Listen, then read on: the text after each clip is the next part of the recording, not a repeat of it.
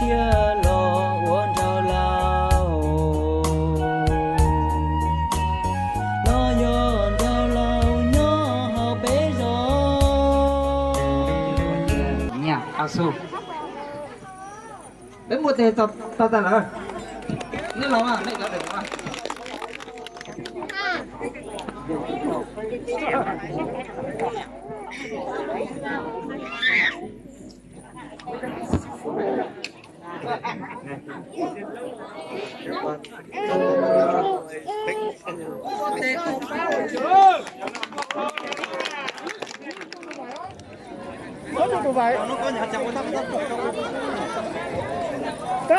không có mùi là cho tôi vậy không?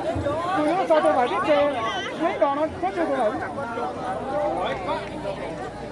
Chuối lắm. Chua lo chua đi. Chua lo chuối. Chua nha. Con nữa.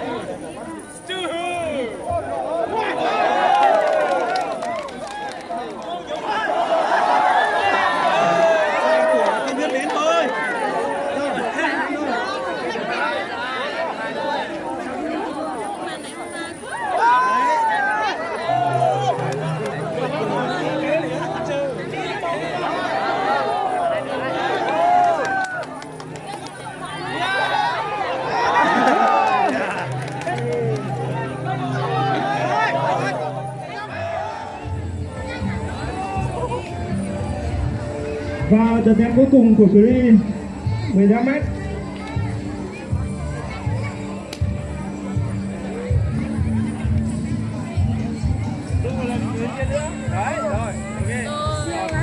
Và như vậy là phần thi của đội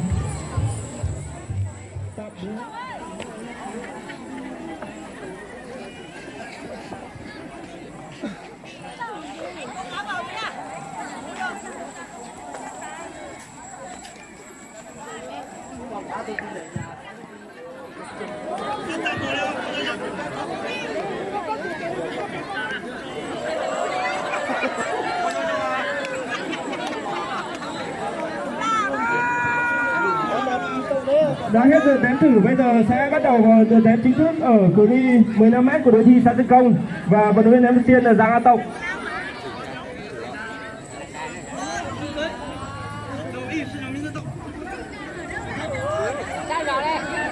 Giờ đếm thứ hai.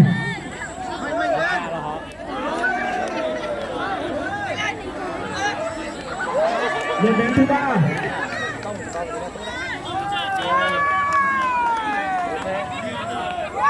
Giờ đếm thứ tư.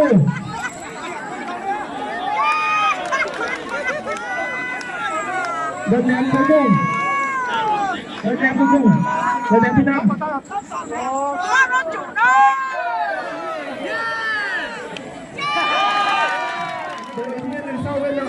Vận động viên nữ chúng ta sẽ lùi ra sau 2 bước.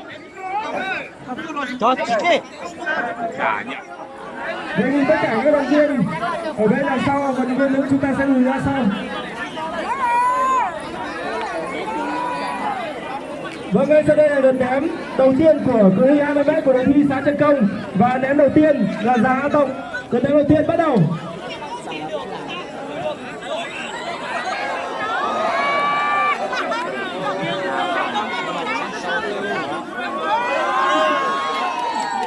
Đợt đếm thứ hai.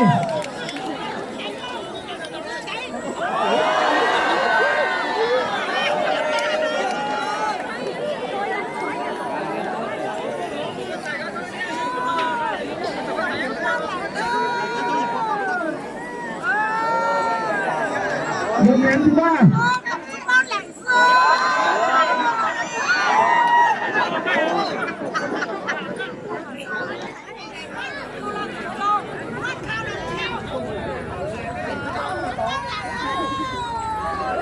Và đợt đếm thứ tư.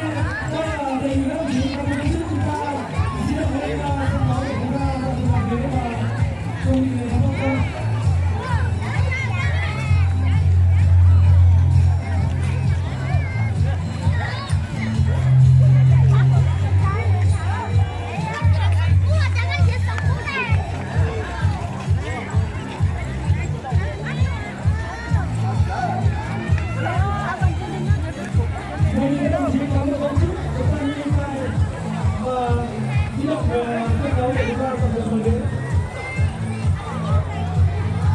Đây là các đồng chí đoàn trưởng mời tất cả các đội ngũ, các vận động viên tham gia giải đấu thuyền, toàn bộ các đơn vị tham gia, mời các vận động viên